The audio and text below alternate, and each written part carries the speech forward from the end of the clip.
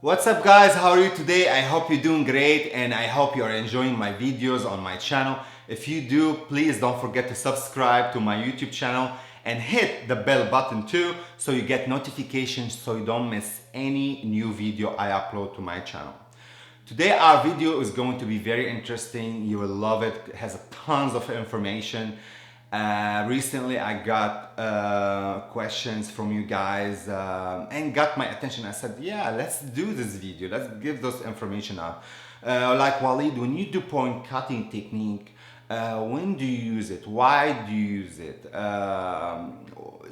Like too many questions about the point cutting technique. So today I'm going to go over this technique, why we use it, when we use it, and if we have any problems in the hair, what is the best way to use this point cutting technique and fix the problem.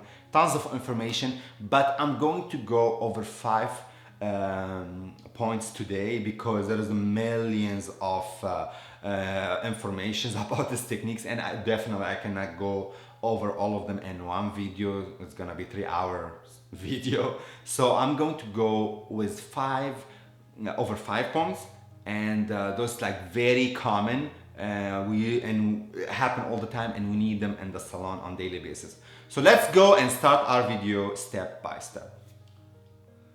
So here we go, we have this beautiful model today with us. We're gonna do some point cutting technique on her, and as I mentioned, we're gonna go over 5 different points on point cutting technique, when, where, etc.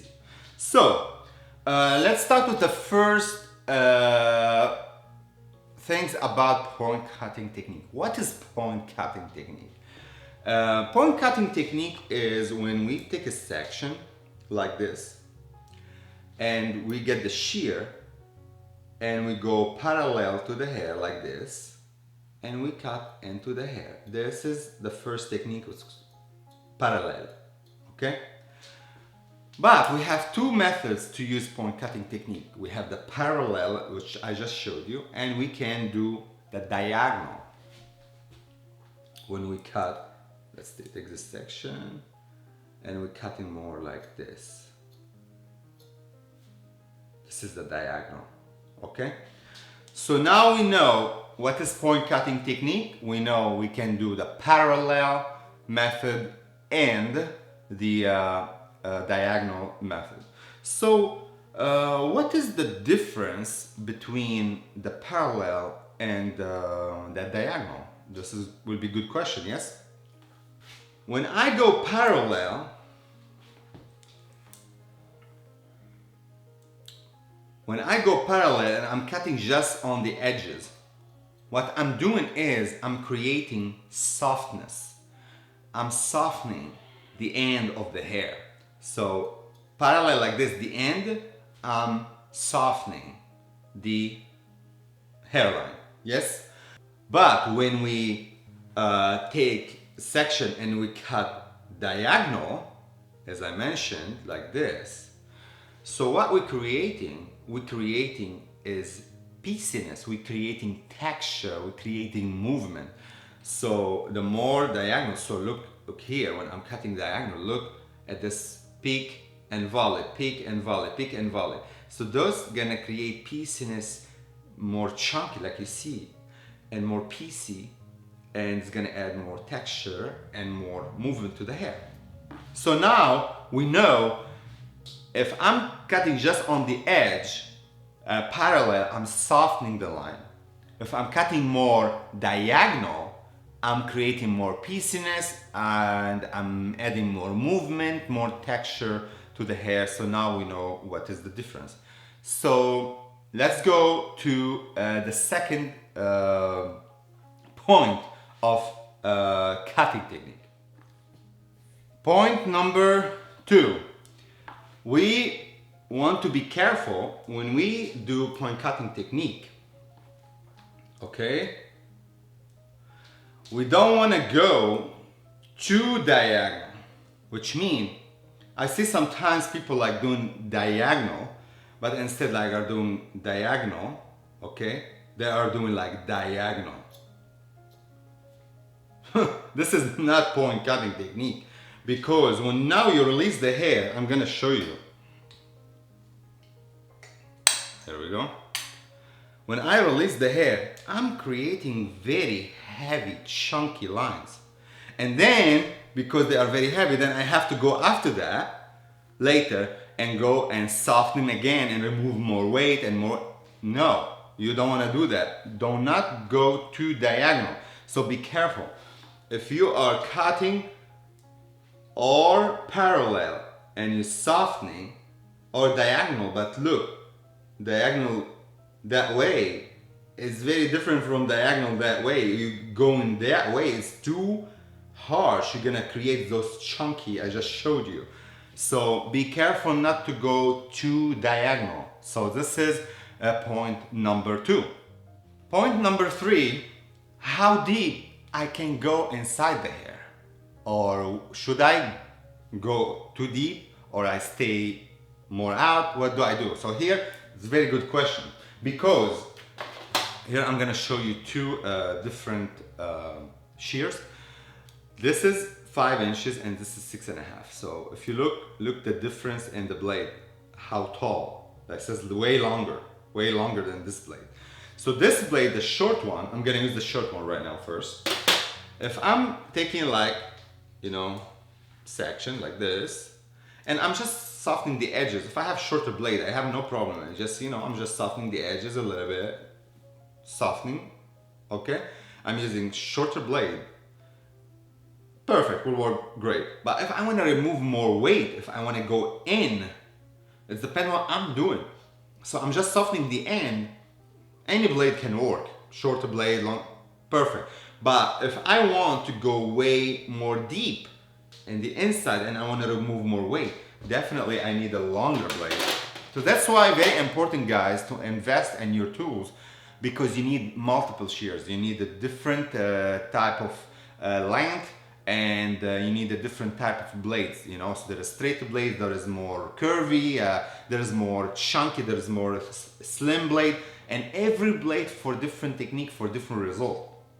Okay, it's like when you're painting, you are a painter and you paint. Okay, you need many brushes, every brush for different technique and gonna give you different effect. The same things with shears. When different blade is gonna give you different effect. Longer blade is gonna give you different effect than shorter blades, depending on what you're doing. So now, if I wanna remove weight, I need a longer blade, as I mentioned, because look how much I can go in, and I'm gonna go in and I remove weight from the inside. You see, I'm going to go deeper. Even if I have 7.5 inches, I can go even more in. You get it right now? Okay, so now you know, if I go on the inside, I'm removing weight, but if I'm just doing the outside, I'm softening the edge or the hairline. When I go in, I'm removing more weight, more bulkiness. And this is depend on the client's haircut, and it depends on the density of the client's hair. We decide how much we want to go in, or if you want to stay out, what if you are softening, or we want to remove both. This is up to you, depend on the consultation with your client, what haircut they're asking for, and what the final result they want to see. So let's go to the next point. Point number 4. This very interesting question, because I know people who with curly hair, for sure you have this part for you, or for stylists who cut curly hair. Can I use this technique on curly hair? Can I do point cutting technique on curly hair? If I would say yes and no. Why yes, why no? Let's discuss this. If I take a section and I start softening the edges like this, perfect, and I'm softening more and more and more. The more I'm creating gaps, the more frizz I'm gonna create on curly hair. So if I'm just softening the edges like this, more gaps, more thinning, what's gonna happen? I'm going to create frizz. So you're gonna ask me, okay, Walid, so when can I do it on curly hair? Or Can I do it on curly hair? Yes, you can. Let's take another section. So this is a section. As I said, if I go too soft and I'm creating those gaps in between and I'm thinning, I'm gonna create frizz. But in English we say curls needs friends, because the friends, the hair when they are close to each other, they curl around each other, and this is what make this beautiful curls. That's why people with curly hair, you see the curls, because all the hairs, pieces of hair get together, they curl around each other and create this curly wavy look. So if I'm going to point cut the curly hair, instead I'm softening the edge like this, no. What I will do, I will create like this, more a little bit diagonal. So now you can see what I'm talking about. Now you see this piece together, this piece together, this piece together, and you can see every piece together. So those, they're gonna roll on each other. Now I'm speaking British accent. They're gonna create the curl, and this is gonna create curl, this is gonna create curl, this is gonna create curl, this is gonna create curl. So curls to curl needs friends. They have to be multiple hairs around each other to make this curl. So now the hair will look beautiful on the final result, and I don't have any frizziness. So now you can use this technique to point cut the curl.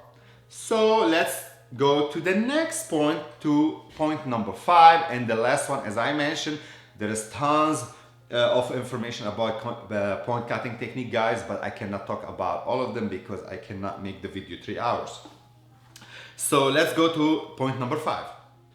Point number 5 is very interesting, guys. If you, I'm going to create right now a problem. Let's create it in the back. Here we go. I'm gonna create it on this side. Perfect. I'm sure you face this issue many times in the salon. Now, if we cut that way, and this lower elevation, we cut this way, we think we are making layers, yes? Actually, not really. What's gonna happen, like a heavy line, what's gonna happen when you drop the hair, you're gonna see this very harsh line. You can see it. Very harsh, heavy line. So if you cut this, you did this mistake yourself to a client, or a client came to you and said, oh, I was in a different salon and I chopped my hair and I have very heavy line. I hate them, how can I fix them? Very simple. We take this piece, we create this harsh line. It is very harsh line. You see how heavy is that? Okay. And we start softening this way. You know we don't point cutting. And we let it go. It's still there. So we're doing something wrong. What's gonna happen, we have to take the same exact piece. How we fix it? Remember, we create very heavy line or very heavy weight. What create line is weight. So we have to remove the weight. So we know if we just soften the edges, the hairline is not gonna get rid of the problem. So we have to go deeper to remove bulkiness, to remove weight. So let's create this fan so we go more parallel, okay? And we have to go deep. Yes, baby, deep. And drop the piece. Now we're gonna drop it. Comb, much better, blended. So if you see there is more weight, what you can do, you can take it again. But remember, you want to do this deep point cutting to certain instinct. They cannot go crazy and remove 90% of the weight. You cannot do that. So, but you can go a little bit more and remove some more weight from the inside and drop it. Now, if you look, the blend much better. Why? Because you removed weight. When you remove weight, this is gonna blend. This is gonna blend. It's gonna get lost. Does this make sense? But if you do just the end, you are softening the end, is not gonna get rid of the problem because the weight is still there, and we create very horizontal line. It's not gonna go away except we go inside the piece itself and remove this bulkiness away, so the weight get lost because now it has less weight, less density, so it's gonna get lost with the rest of the head. Does this make sense? So this was my video for you guys. I hope you liked it. I hope you enjoyed it. If you do, please subscribe to my YouTube channel and hit the bell button so you don't miss any new videos.